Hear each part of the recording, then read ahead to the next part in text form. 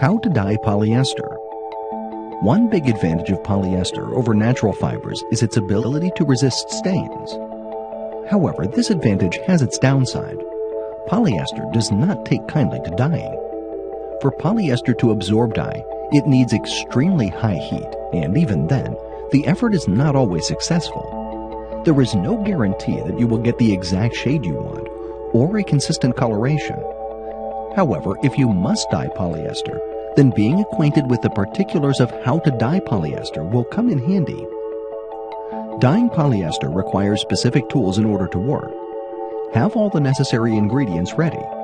In addition, you'd be better off doing this process outdoors where you can move freely, the ventilation is good, and you can easily dispose of the dye water.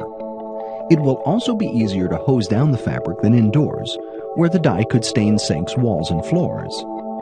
1. Use disperse dyes.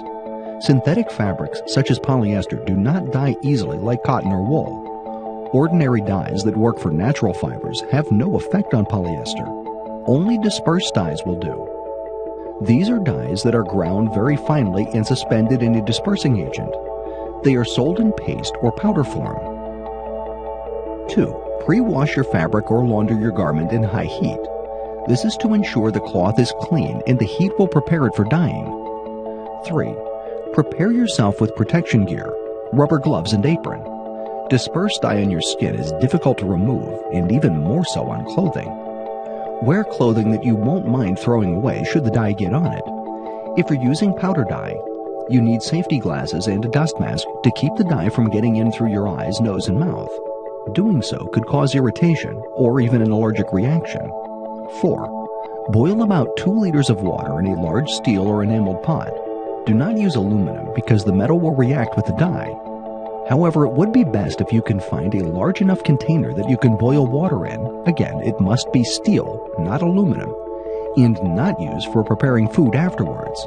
By the same token, use steel utensils or wooden ladle to stir the cloth with, ones that you will not be using for food preparation after. 5. Scoop up a cupful of hot water and dissolve 1 to 2 teaspoons of dye in it, depending on how strong you want the color to be. Make sure the powder or paste is thoroughly dissolved in the water before adding it to the dye bath. Strain the dissolved dye through a piece of rag when adding to the dye bath to make sure no undissolved lump goes into the bath, thereby causing uneven color on the dyed fabric. Add half a teaspoon of liquid laundry detergent to the boiling water as well so that the fabric will accept the dye better. Stir well. 6. Add the fabric to the boiling dye bath. Stir it in the bath constantly for about 30 minutes or until you achieve the color you want. Stirring will ensure that the entire fabric is immersed in the dye consistently and that no part is stuck in the bottom or hidden under a thick pile. Also, there won't be creases or wrinkles that will cause uneven color. 7. When the fabric is the desired color, rinse it off with warm water. When the water runs clear, wash the fabric by itself in the washing machine. Afterwards, it will be ready for use. Dyeing is not all that hard. Next time you're thinking of doing something with polyester, consider these tips on how to dye polyester.